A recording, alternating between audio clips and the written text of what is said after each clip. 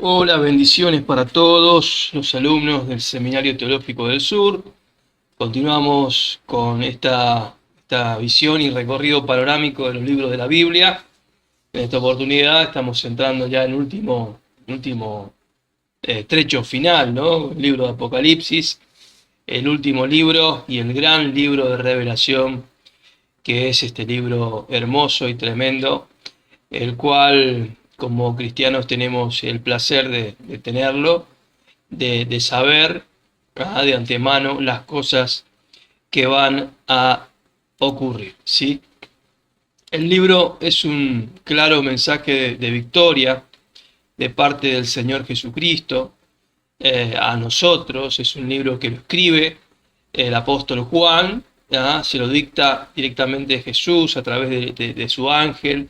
El ángel le dicta y él va escribiendo las visiones, lo que él ve en esa esfera de eternidad, ¿no? Tenemos que entender cómo está escrito el libro para poder comprenderlo, tenemos que entender cómo piensa el Señor, cómo es su modo de operar, de expresarse de parte de Dios.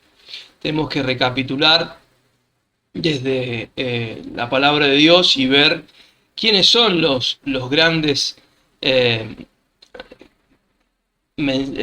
receptores del mensaje en la palabra, ¿no? Yo creo que hay tres grupos: Israel, la iglesia, los gentiles y también los enemigos de Dios, ¿no?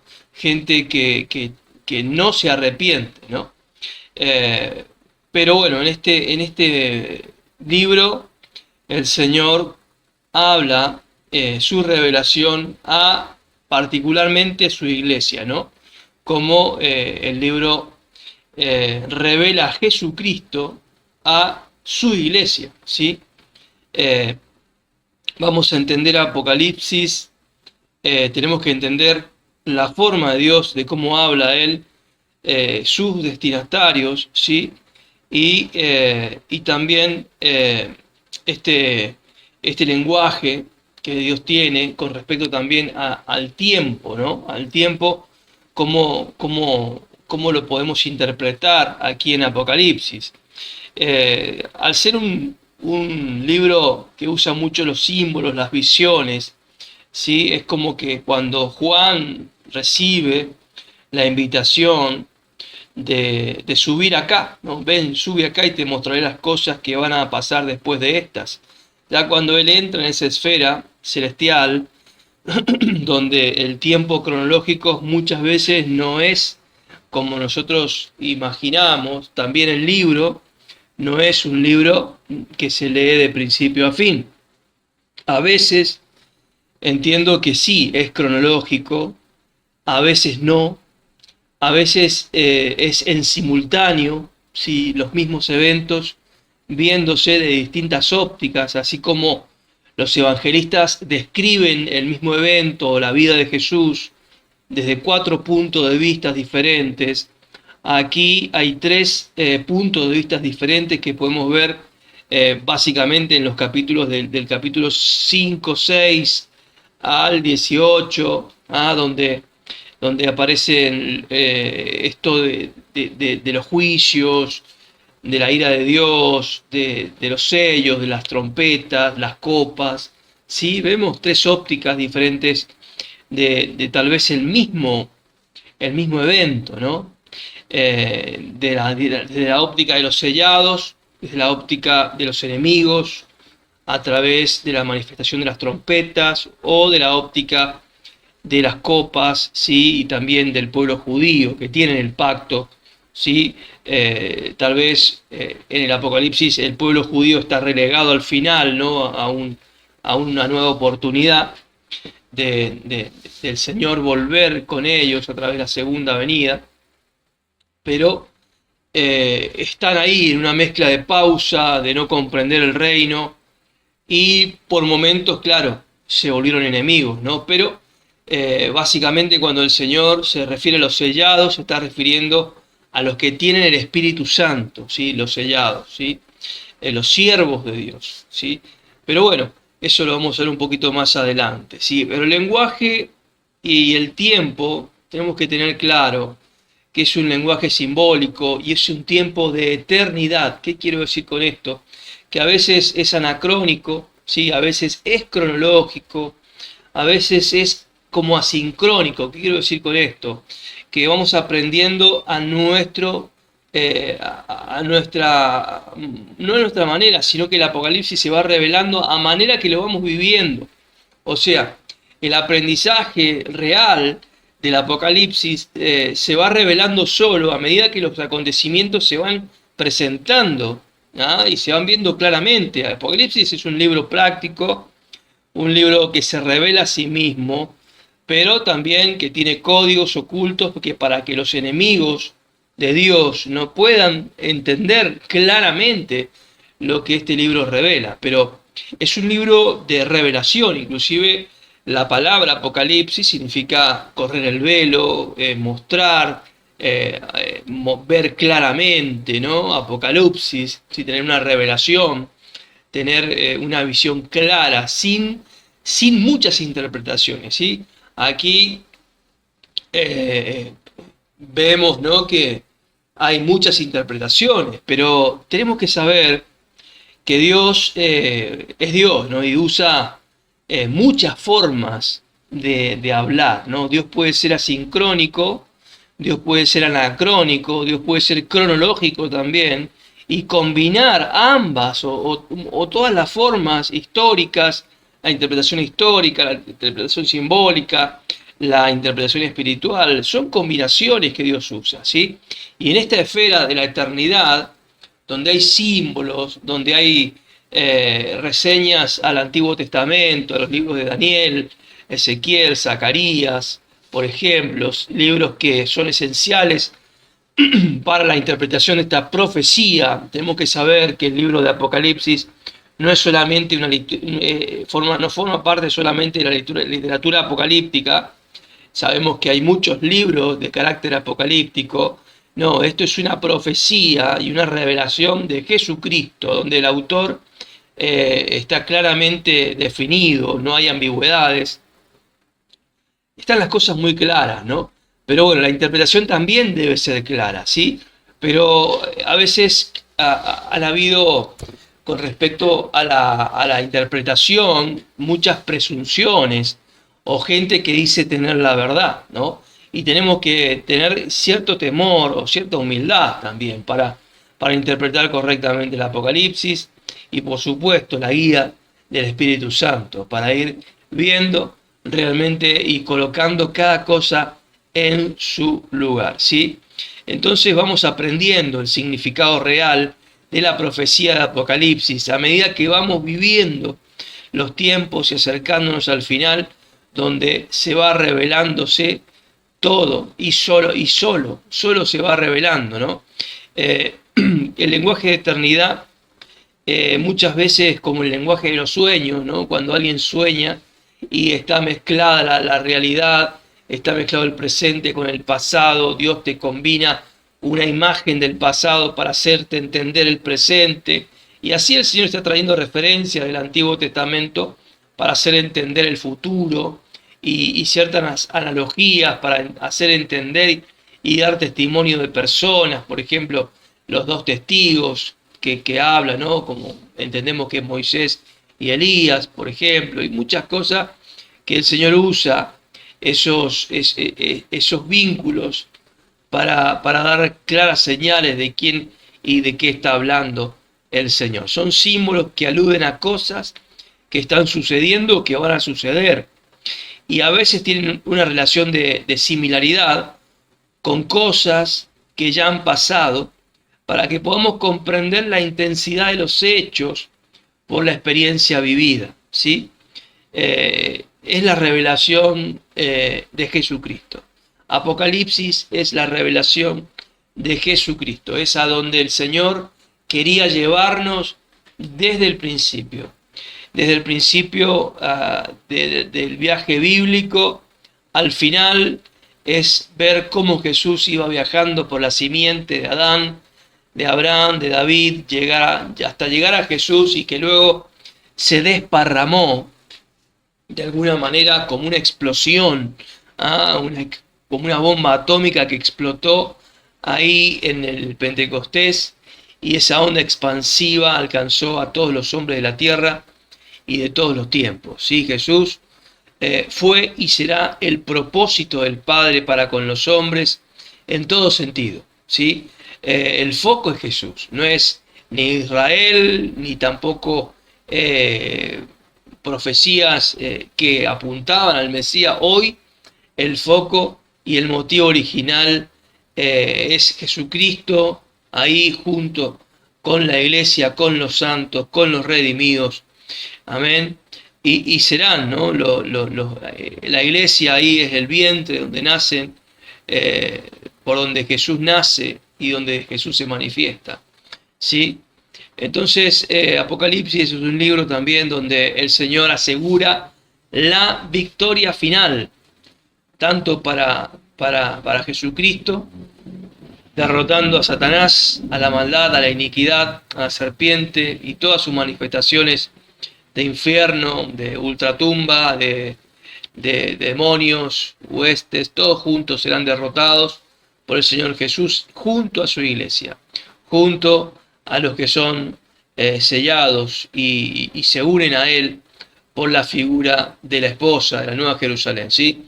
Es un libro que claramente se explica muchas veces por sí solo, dando claras respuestas a esa simbología para los entendidos, ¿no? Pero es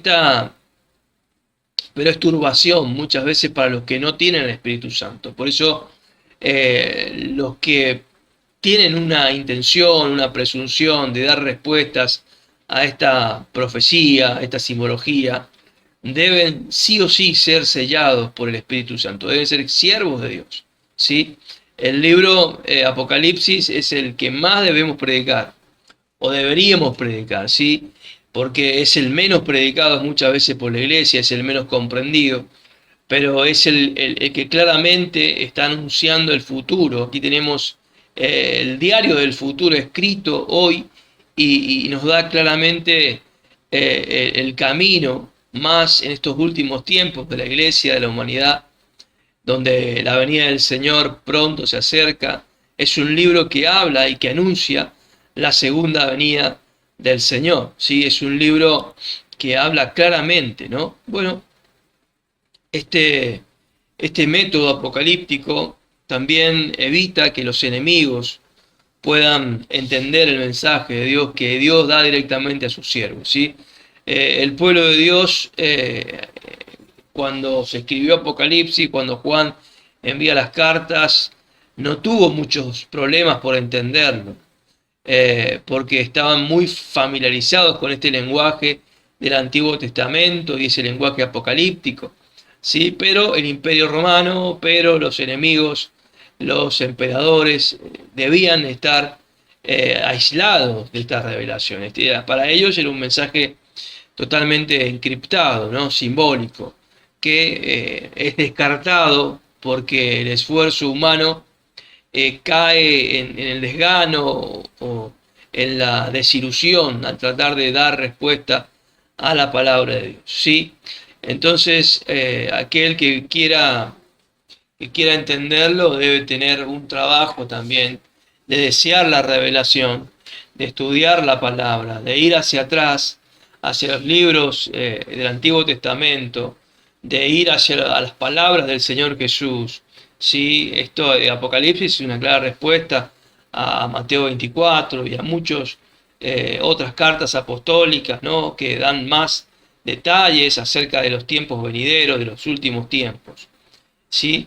El propósito de este libro es la revelación del Señor Jesús. ¿Sí?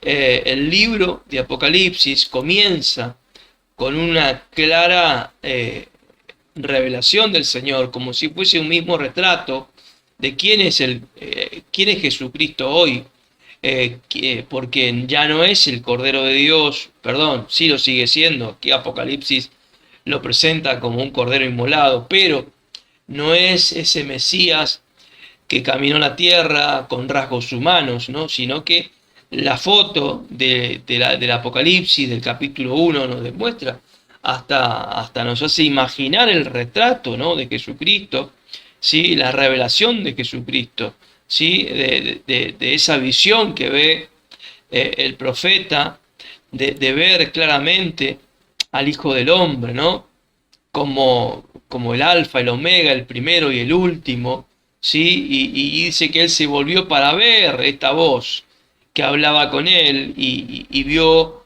a un hombre con una ropa que llevaba hasta los pies, ceñido por el pecho con un cinto de oro. Usted ya se puede ir imaginando cómo es el Señor, ¿no?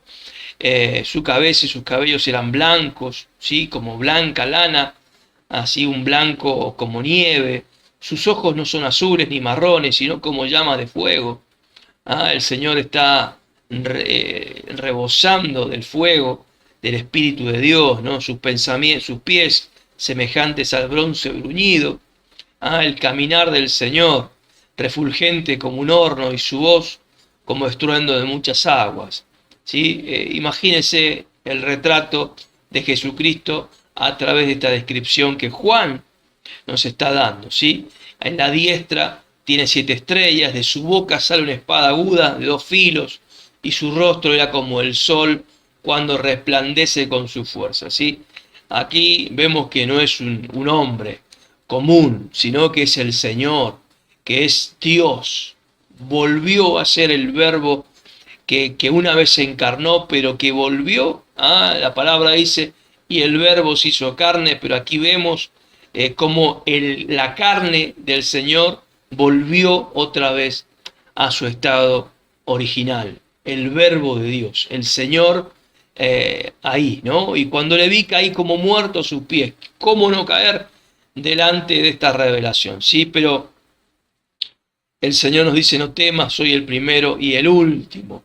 Y se sigue presentando, ¿no? El que vivo, estuve muerto. Así se va presentando también en las cartas que da la iglesia, en esos saludos y en esas primeras, esa introducción, las cartas que él le habla a las 7 iglesias. Él también lo hace a través de una credencial, ¿no? Que es su presentación, es verlo claramente quién es él hoy, o sea, perdón, cómo lo debemos interpretar hoy al Señor Jesús, no una imagen así como, no sé, las series de las películas que tratan de describir el ministerio terrenal de Jesús. Ya no es ese Señor. Tenemos que tener claro que el Señor está en otra dimensión, en otro cuerpo, y Él volvió, ¿no?, a ese poder, a ser el Señor. Tremendo, tremendo. Pero bueno, ese es el que volverá, ese es el que tenemos que esperar. Y cuando Jesús escribe las cartas a las 7 iglesias, en la introducción se presenta y da un pequeño rasgo de todo lo que aquí está describiendo, ¿no? El que estuve muerto, les dice alguna, pero vivo, estoy vivo, el que vivo y estuve muerto, mas he aquí que vivo por los siglos de los siglos, y tengo las llaves de la muerte y del Hades. Son declaraciones que hablan de él, que declaran su personalidad, su autoridad, su grandeza. Imposible por ahí describirlo con palabras humanas, pero bueno, esto es lo que recibe Juan, y recibe la orden de escribir las cosas que has visto, las que son y las que han de ser después de esta, ¿sí? Entonces, de alguna manera, el libro de Apocalipsis se divide en estas partes, las cosas que has visto, las cosas que son y las cosas que van a suceder después de estas, ¿sí? Sería por ahí el bosquejo, ¿no?, del Apocalipsis. Las cosas que has visto serían los primeros 5 capítulos, la presentación de Jesucristo, las cartas a las 7 iglesias, el capítulo 4, el capítulo 5 hablan de la adoración celestial y también del trono de Dios, todo lo que ocurre alrededor del trono, los 24 ancianos, los seres vivientes y todo lo que podemos captar, ¿no?, de esa información celestial que continuamente le están adorando al Señor, ¿sí? Eso está en la primera parte, ¿no? Las cosas que has visto, las cosas que son, ¿sí? También del capítulo 6 al 18 habla bueno, de una etapa tribulacionaria que va a vivir la iglesia, el mundo, ¿no? Visto para mi interpretación desde tres ópticas diferentes, ¿sí? Primero el Señor comienza hablando de los sellos, luego en el último sello se le dan las trompetas y así en la trompeta final, ¿no? Empiezan a hablarse de las copas, ¿sí? Entiendo que el Señor tiene tres destinatarios de su mensaje y que primeramente son los sellados, aquellos que el Señor les puede contar panorámicamente cómo empezó todo y cómo va a terminar, ¿sí? Es un recorrido histórico, los 7 sellos, y panorámico desde la caída del hombre y la intervención de Jesús, del nacimiento, permitiendo toda la historia de la humanidad al Señor como soberano y siendo Jesús el primer testigo de los pecados de los hombres, también de los pecados sobre los santos, ¿sí? Para también el Señor que los pueda juzgar, ¿sí? El Señor va a juzgar a los que mataron a los profetas, a los que martirizaron a los siervos de Dios, porque Él estuvo en ellos y Él estuvo en primera persona dentro de ellos, ¿sí?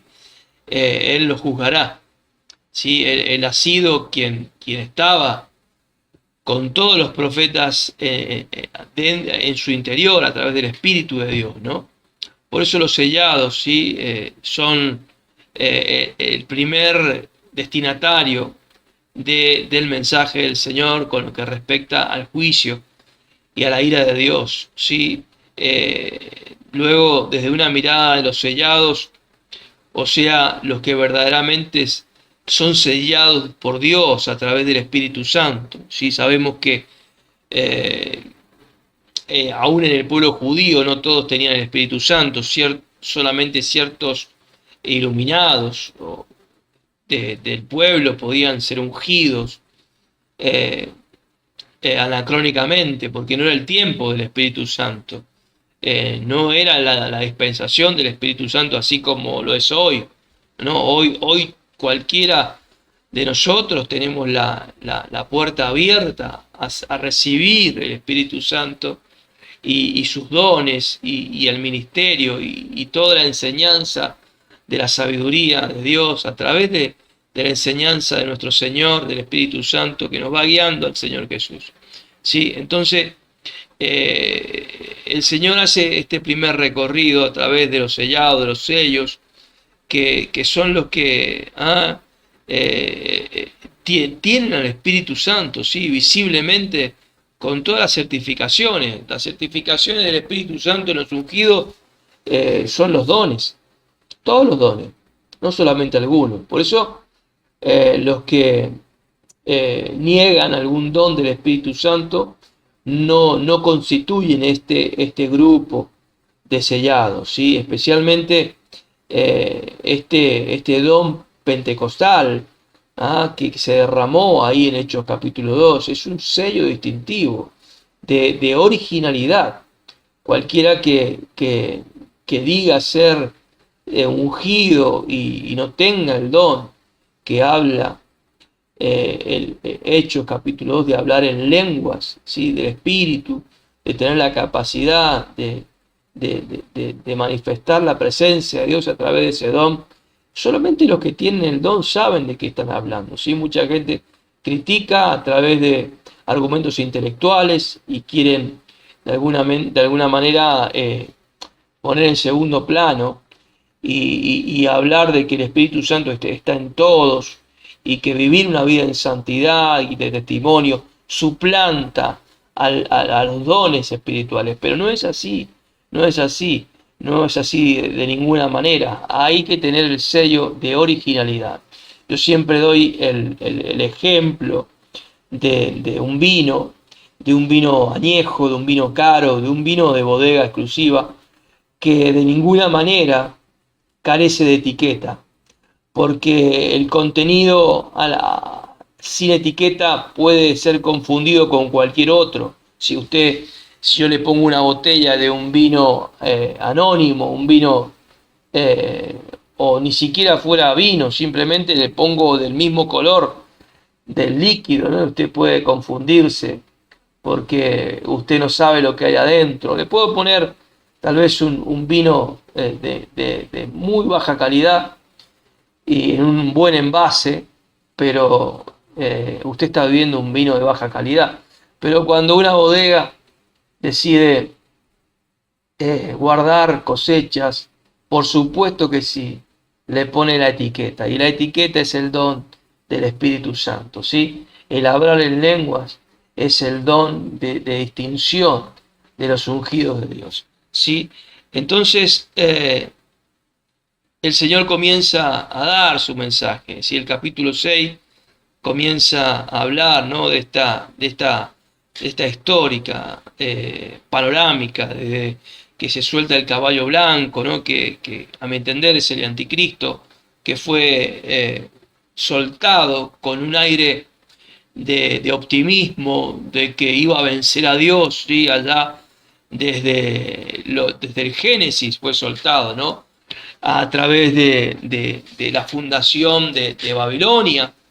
Ahí fue soltado el espíritu del anticristo, el que diseñó el sistema del mundo, a través de Nimrod, a través de Babilonia, a través de este sistema que hasta el día de hoy está creciendo y está permanentemente luchando contra Dios con un optimismo, así como lo describe el caballo blanco, que salió venciendo, ¿no? Para vencer. Así habla del caballo blanco. El que lo montaba tenía un arco y le fue dada una corona y salió venciendo para vencer, ¿no? Con mucho optimismo, ¿no? Vemos a esos grandes guerreros, vemos hoy los poderosos de esta tierra, siempre luchando contra la iglesia, aún lucharán contra Jesucristo, pensando que lo pueden vencer. Serán enjuiciados y no se van a arrepentir, porque siempre con este engaño, ellos van venciendo para vencer, ellos creen tener el poder suficiente para enfrentar al Señor Jesús y poder vencerlo, ¿no? El segundo sello, ¿no? El caballo bermejo, comienzan las guerras en la historia, ¿no? El tercer sello empieza el caballo negro, ¿sí? La escasez, la hambruna, que esto nos estamos remontando desde las épocas del Génesis, ¿no? Cuando la tierra comenzó a sufrir la maldición de la caída del hombre. Bueno, estos caballos fueron soltados desde esas épocas, ¿no? Entonces, la muerte, la guerra, la mortandad, ¿ah? Y bueno, el quinto sello que habla de las almas que habían sido muertas a causa de la palabra de Dios y por el testimonio que tenían, que clamaban y pedían justicia, ¿no? Y venganza, y Dios le da vestiduras blancas, dice el verso 11, y que se les dijo que descansen un tiempo más hasta que se complete el número de sus consiervos y sus hermanos que también habían de ser muertos como ellos. Sí, el Señor da una panorámica de los santos, los profetas que fueron muertos por causa de predicar la palabra, exhortar, y que esto debía todavía completarse y seguir, pero reciben vestiduras blancas, y este es un dato importante para entender el Apocalipsis, porque luego se ve una gran multitud de gente vestida con ropas blancas, y que es sinónimo de la salvación de la iglesia. La salvación de la iglesia es algo que todos tenemos, ¿sí? Pero no todos tenemos el sello, ¿sí?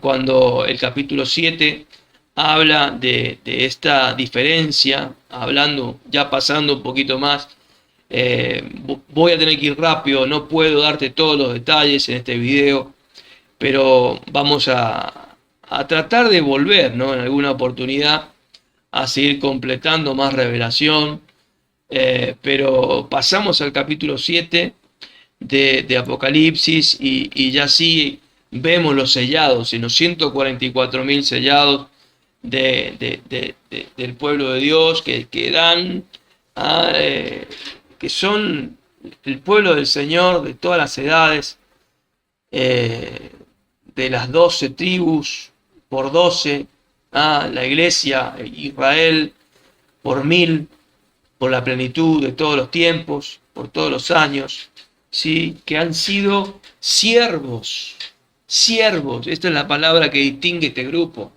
que han servido a Dios, ¿sí? Y esta es la diferencia de este grupo.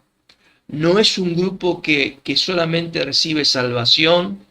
Hoy tenemos en el tiempo de la gracia, donde el mero acto de fe, de creer en Jesús, nos hace acreedor de la salvación, ¿sí?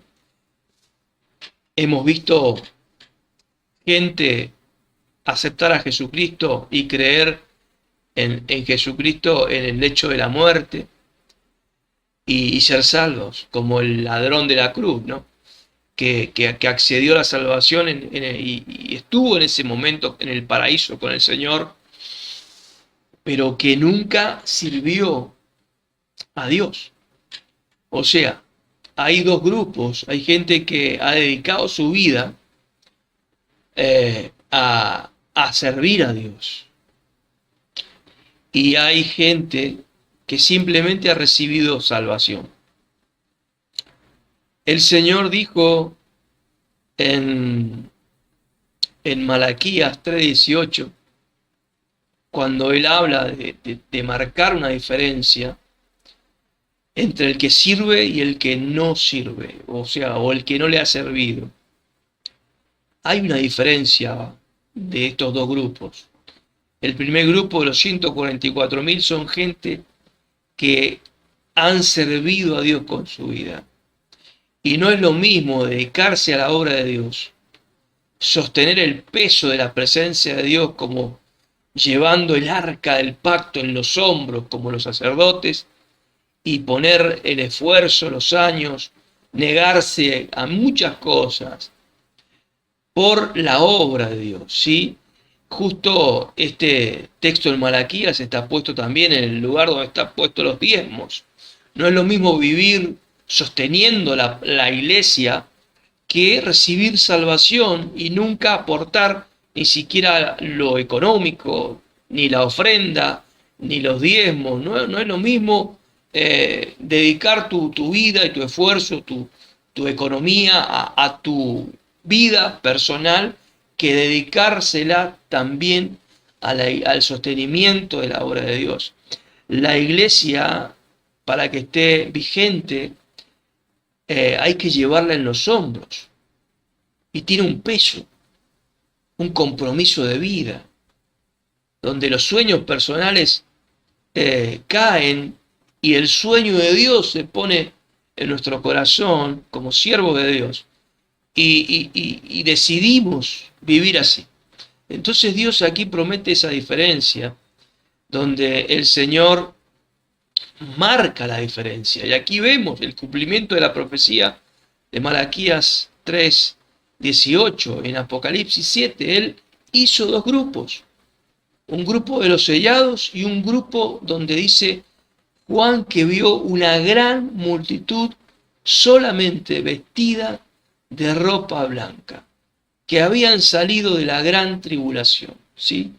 O sea, un grupo que pasó la tribulación y la gran tribulación a mi entender, en presencia de la manifestación del anticristo, del falso profeta, ¿sí? Y que al final reciben una purga, un compromiso, tal vez el que no quisieron hacer antes, de vivir para Dios.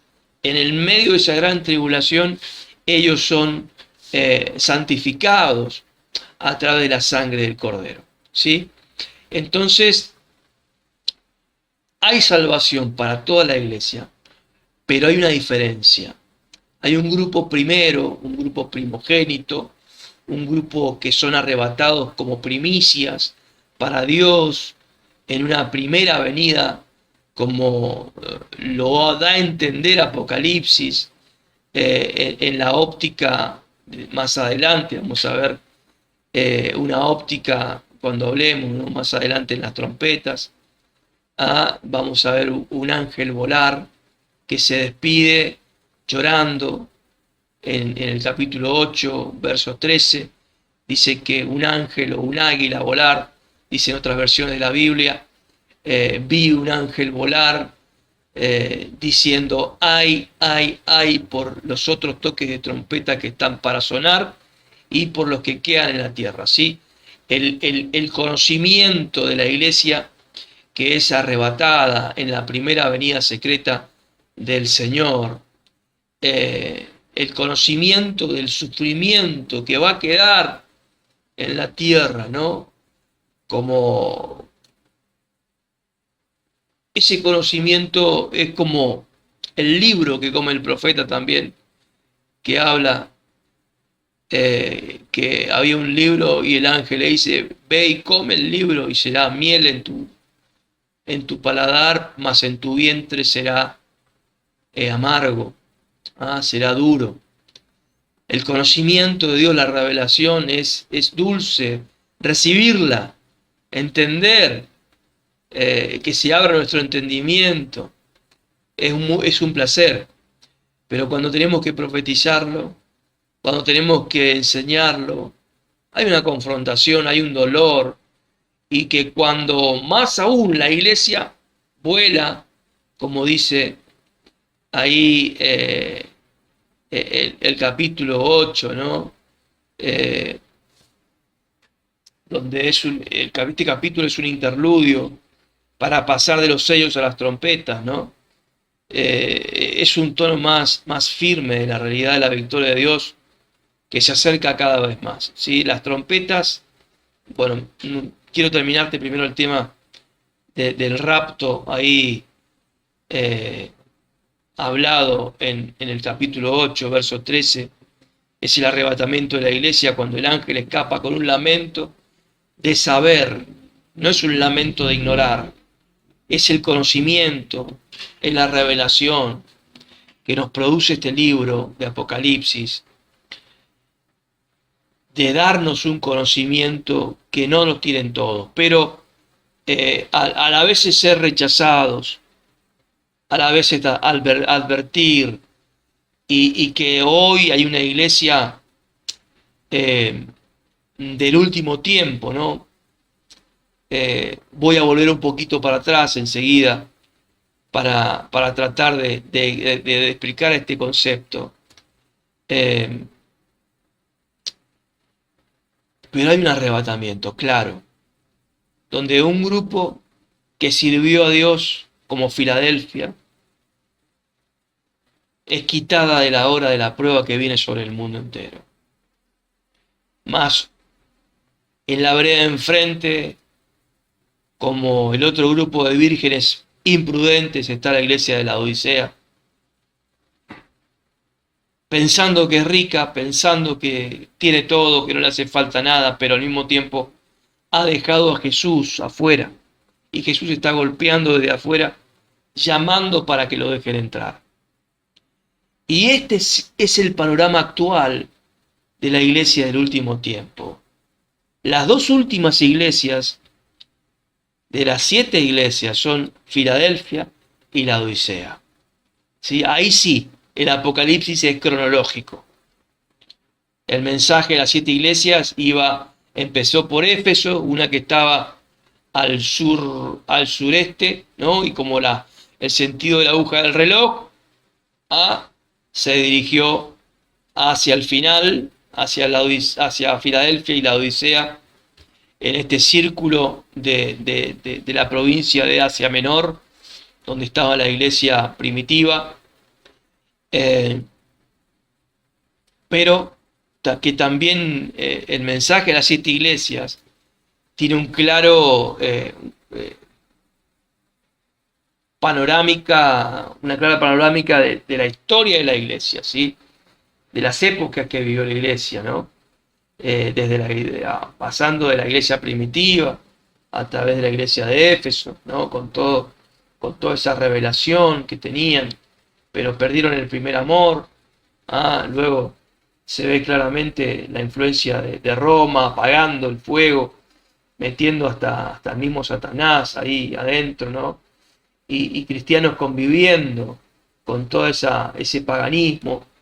Pero bueno, el Señor al mismo tiempo que exhortaba, reconocía cosas buenas y cosas malas, ¿no?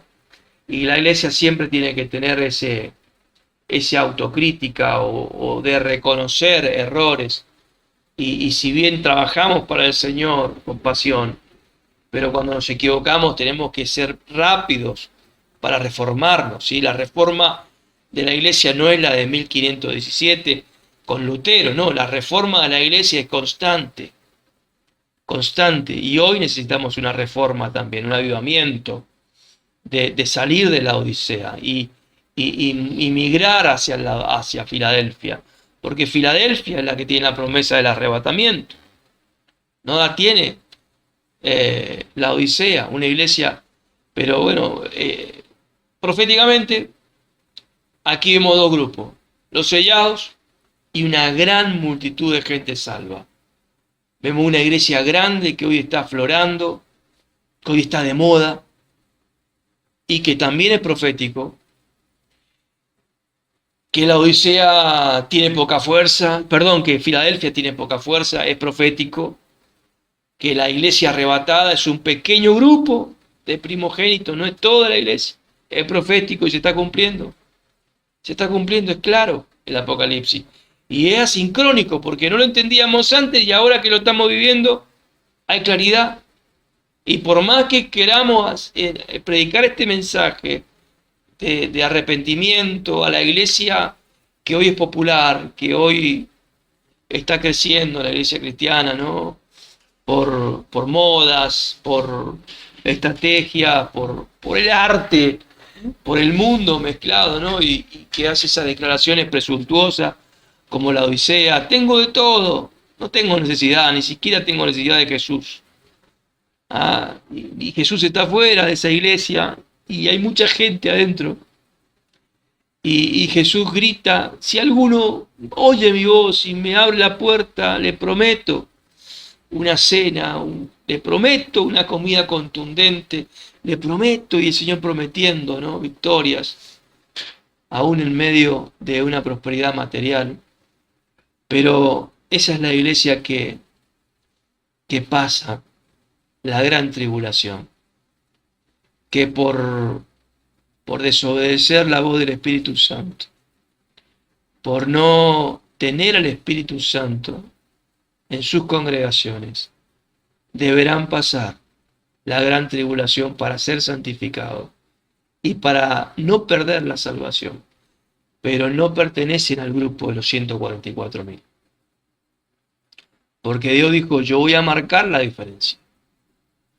No es justo que gente que ha consagrado su vida a la verdad y que viva llevando un peso de la presencia en santidad, estén en el mismo grupo de gente que no le importó nada, que vivió un cristianismo imprudente, con aceite pero sin aceite de reserva como las vírgenes imprudentes, aún diciendo tener y aún exigiendo cosas y aún presumiendo de riqueza y siendo ciega, pobre, paupérrima, como la llama el Señor Jesús, a la Odisea. No es justo, claro que no. Entonces el Señor aquí ha marcado la diferencia. Apocalipsis es un libro de revelación que que nos da el claro mensaje de lo que estamos viviendo, de lo que va a venir, ¿sí? Entonces, bueno, ahí de alguna manera vemos el capítulo 8, que es un interludio de pasar de la visión de los sellos a las trompetas. ¿Sí? El mensaje cuando Dios habla con trompetas no es el mismo que le habla a los sellados. A los sellados les cuenta la historia, los cuenta la panorámica bíblica. Miren, tener la visión panorámica de la Biblia, tener claro el camino de Dios de principio a fin, es un patrimonio de la gente que es sellada por el Espíritu Santo. No todos tienen esa claridad. No todos tienen la claridad. Pero cuando el Señor deja de hablar a través de sellos y comienza a hablar a través de trompetas, está hablando a otro público, y el público de las trompetas es el público enemigo, a mi parecer, ¿no? Siempre que el Señor fue a la guerra, se hizo oír a través de trompetas. Y ahí sí le está hablando a la gente que va a ver el juicio de Dios. Lo mismo que hablan en los sellos, lo mismo que hablan en la copa, pero ahora lo hablan en las trompetas. Y donde se ve una mayor manifestación del infierno que se suelta de lugares escondidos, ¿sí? Y que aún así no se arrepienten, ¿sí? Entonces, las trompetas nos está hablando, ¿no? De, del juicio de Dios para el mundo, ¿sí? Y en medio de ese juicio, en el capítulo 8, vemos que el mundo va a ver a un ángel volar. Va a haber gente que no va a estar, que va a desaparecer. ¿Ah? Entonces viene el quinto ángel que toca la trompeta y ahí se empieza a abrir el infierno. Ahí comienza la gran tribulación. O sea, dice, una estrella cayó del cielo a la tierra y se le dio la llave del pozo del abismo. Y empezaron a salir bestias, langostas, que tenían poder como escorpiones, y ya está hablando de, de, de cosas graves, ¿no? De cosas manifestaciones de demonios fuertes, ¿no?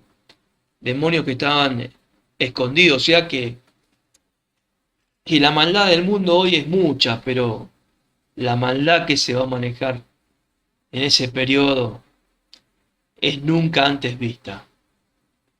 Es una maldad preparada, reservada, ¿sí?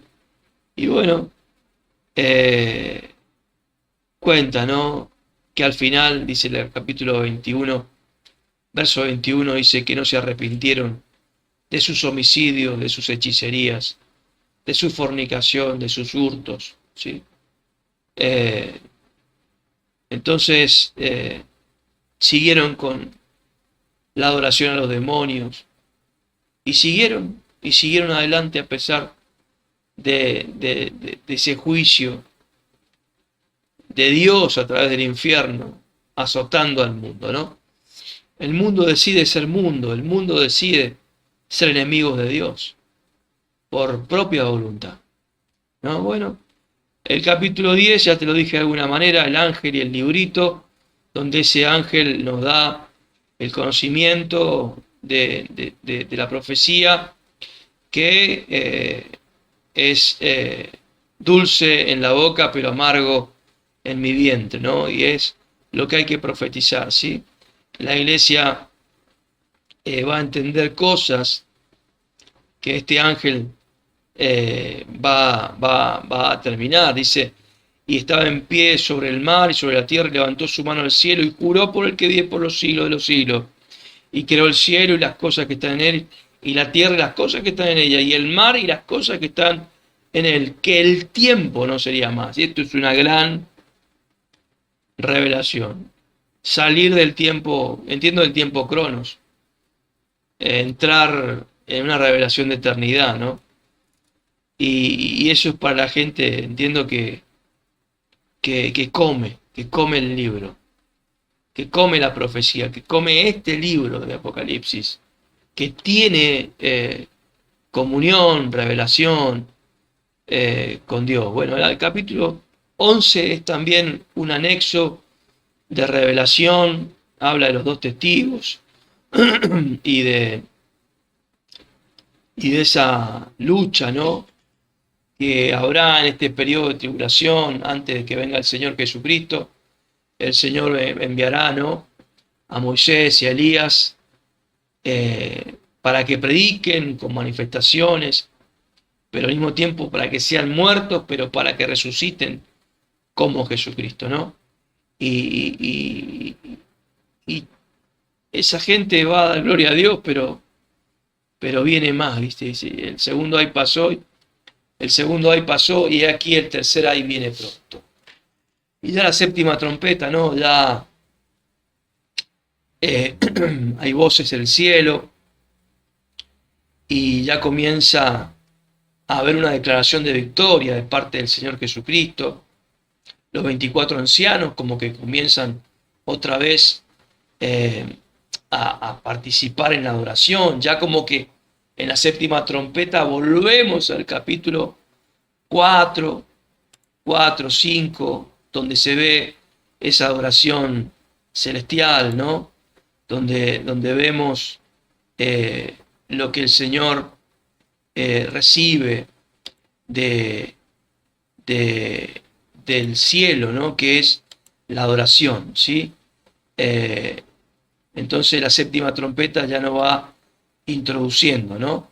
Luego el capítulo 12 habla de la mujer, del dragón, y bueno, claramente la mujer es la iglesia, y el dragón es Satanás que la persigue, pero también habla acá que es escondida, ¿no? La caída de Satanás, Satanás es arrojado a la tierra, y esto no es algo cronológico, pero es un conocimiento que el Señor nos recuerda de la lucha entre Satanás y la iglesia, y del engaño que hace Satanás con el mundo entero, ¿no? Entonces, aquí la mujer, dice el capítulo 12, verso 14, se le dieron a la mujer dos alas de la gran águila, para que volase delante de la serpiente al desierto, a su lugar donde es sustentada por un tiempo, y tiempos, y la mitad de un tiempo, ¿sí? Es escondida 3 años y medio, la mujer, la iglesia, es arrebatada, hasta que termine ese tiempo de manifestación satánica, ¿sí? Y la ira de Satanás, de este dragón, ¿no? Vemos la figura del dragón, que comenzó en Génesis siendo una serpiente, aparentemente simpática, pero aquí es un dragón horrible, gigante. Es la misma maldad, pero hecha gigante, ¿no? Es la gran maldad. No es lo mismo decir la serpiente que hablar del dragón. Es la misma naturaleza, pero agigantada, ¿no? Entonces, bueno, ya vamos recibiendo esta revelación. Habla el capítulo 13 de la bestia, de la segunda bestia, la primera bestia. Bueno, vuelve el capítulo 14 a hablar del Cordero y los 144.000, habla de la calidad de la santidad, ¿no?, de los siervos de Dios, de la santidad, ¿sí? Luego el mensaje de esos 3 ángeles, ¿sí?, de una gran cosecha en la tierra, y ya nos vamos dirigiendo hacia las plagas, ¿no? Los mensajes de las copas, que tiene que ver también con la copa, tiene que ver con el pacto, ¿no? La copa es figura del pacto y pacto es el que Dios estableció con Israel, ¿sí? Entonces, aquí se empieza a hablar ya desde ese punto de vista, desde el punto de vista de las copas, ¿no? Se ve el cántico de Moisés, por ejemplo, pero se ven victorias. Aquí se comienza a ver victoria de Jesucristo. Recordemos que siempre el mensaje de Apocalipsis es la victoria. Por más que Satanás se esté persiguiendo y se esté manifestando, eh, el Señor siempre irá a la victoria de la iglesia. Siempre el Señor vence y nos saca en victoria, ¿sí? Las 7 copas de la ira de Dios, ¿sí? Y bueno, todo lo que ocurre, todo lo que va ocurriendo, todo lo que vamos viendo que va pasando, ¿no? Pero bueno, aquí relatado desde el punto de vista de las copas, ¿no? Eh, entonces, eh, relámpagos, truenos, un temblor de la tierra, un terremoto grande, dice la 7ª copa, ¿sí? Y ahí comienza la caída de Babilonia, ¿sí? Eh, aquí hace una clara referencia a la historia del pueblo de Israel, ¿no? De la caída de Babilonia, de la historia del Antiguo Testamento. Entonces, bueno, la gran ramera y la bestia también caen, van cayendo el poder de Satanás, pero siguen con ese aire de esperanza de poder vencerla a Jesucristo. Pero dice, pelearán contra el Cordero y el Cordero los vencerá, porque Él es Señor de señores y Rey de reyes, y los que están con Él son llamados elegidos y fieles. El Señor no pelea solo, pelea con su iglesia. Eso también es algo que tenemos que saberlo. A Babilonia vamos a darle su propio juicio, ¿sí? Tenemos que darle del mismo cáliz que ella nos ha dado. Así que hay que prepararse para salir de Babilonia desde ya. Desde ya hay que salir de Babilonia. Entonces, bueno, ya el capítulo 19 es una remontada muy linda, hay regocijo en el cielo, una gran multitud que es salva, ¿sí? Y que cantan, hay cánticos de salvación, hay alabanza, están las bodas del Cordero, es algo hermoso, una gran multitud, la iglesia siendo una con el Señor. Dice, bienaventurados son los que son llamados a la cena del Cordero, a las bodas del Cordero. Estas son palabras verdaderas de Dios. Y bueno, el Señor ya se muestra como el jinete del caballo blanco, el Verbo de Dios, el Rey de reyes, Señor de señores, el que ya viene para establecer la justicia eterna, ¿no? Y bueno, el Apocalipsis, el capítulo 20, habla de esos 1000 años que en la tierra viviremos, reinaremos con Jesucristo, que entiendo que es un periodo que viene luego de la gran tribulación, ¿sí? Donde Satanás es prendido, es atado por 1000 años, es encarcelado, es derrotado, viene el juicio del gran trono blanco, donde todos grandes muertos, grandes y pequeños de pie, y se abren los libros, el libro de la vida, y somos juzgados por las cosas que están escritas en los libros, según las obras, ¿no? Y todos los muertos de todas las épocas, y bueno, y el que no se hallado escrito en el libro de la vida, fue lanzado al lago de fuego, ¿sí?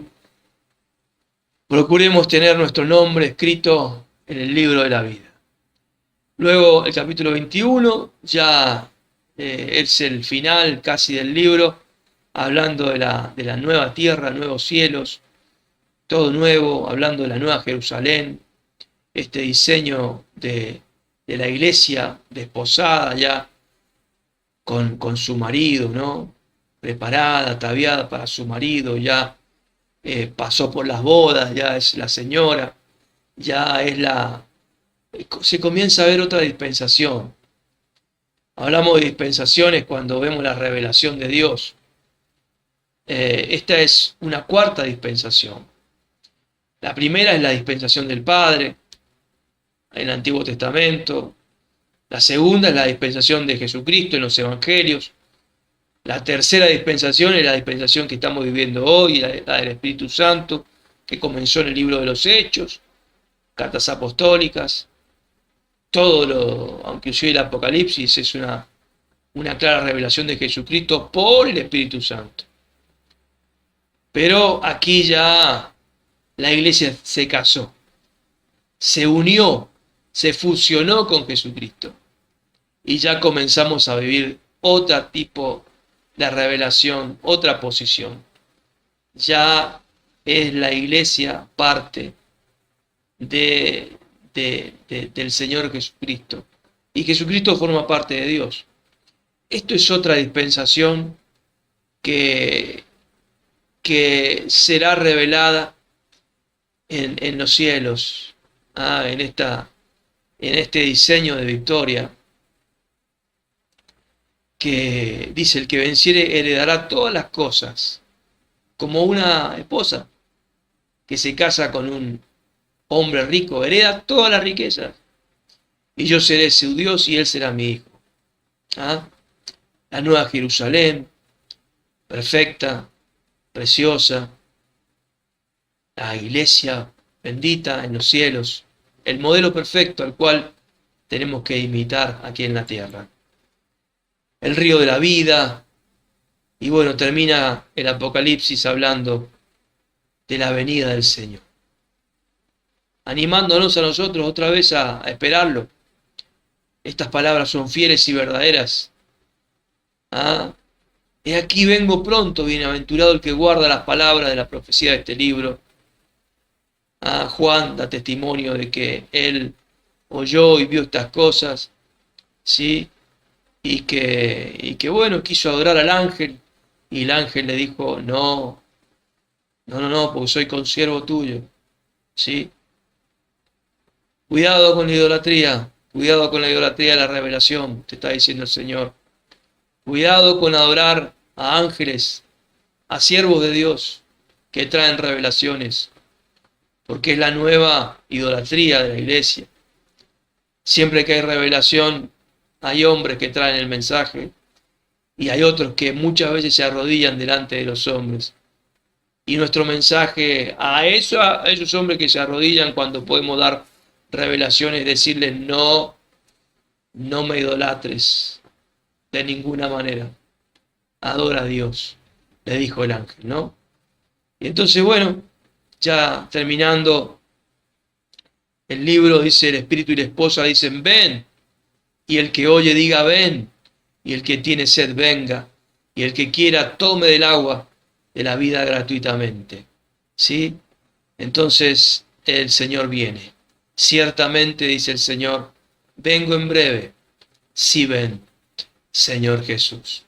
Y la gracia de nuestro Señor Jesucristo sea con todos vosotros. Amén. Así termina la carta este libro precioso, la revelación de Jesucristo, de la historia de la iglesia, del panorama histórico y presente, profético, de los tiempos que vivimos como iglesia, la iglesia que tenemos que ser y la iglesia que tenemos que rechazar, el modelo de iglesia de la Odisea que tenemos que rechazar, la iglesia que tenemos que imitar, Filadelfia, al final de los tiempos. 2 iglesias quedan al final.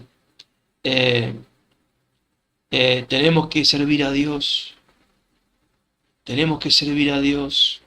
procurar estar en el grupo de los siervos de Dios, donde Dios detiene el juicio y dice: no, que no avance todo esto hasta que sean completado el grupo de los sellados. Procuremos predicar la palabra y sobre todo procurar el bautismo del Espíritu Santo sobre las almas. Sobre todo, apóstol, ministro del Señor, pastor, profeta, evangelista, cuando ores, cuando ministres,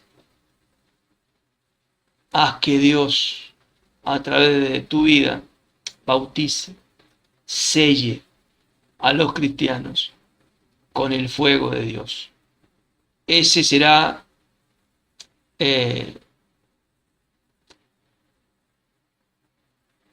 un galardón muy grande. Bueno, Apocalipsis, un libro hermoso, un libro de victoria, que bueno, hay mucho más por agregar, hay mucho más por hablar, ¿no? Es un libro precioso, es un libro donde el diablo dice que va a crecer, pero también dice que es vencido. Así que el Señor nos anima a pasar por todos los periodos, cualquiera sea el que te toque pasar, con fe, porque el Señor te anima a que te va a dar la victoria. ¿Sí? El Señor nos da la victoria. El Señor nos da la victoria. Bueno, hay palabras claves, señales, los ángeles, al que venciere, las promesas, las bienaventuranzas que hay en este libro. Bueno, muchas cosas más que puedes leer también. Pero bueno, te animo a completar un estudio de Apocalipsis, porque hay una bienaventuranza en aquellos que se involucran con esta carta. Dios te quiere dar esta revelación. Bueno, ha sido un gusto, un placer poder estar junto a ustedes a través de estos videos, y gracias por la oportunidad de exponer la palabra de Dios. Ha sido para mí un crecimiento también, volver a leer ciertas cuestiones, a volver a oír la voz de Dios con más claridad. Y bueno, sigamos adelante hasta que venga el Señor, edificando la iglesia. Les mando un saludo fuerte en el nombre de Jesús. Y bueno, como siempre, las oraciones nunca vienen mal. Estemos orando los unos por los otros, por la iglesia de Cristo y por todo lo que viene y lo que Dios nos ha dicho que va a pasar. Dios les bendiga, Dios te prospere y Dios te revele todo lo que tiene para tu vida. Bendiciones.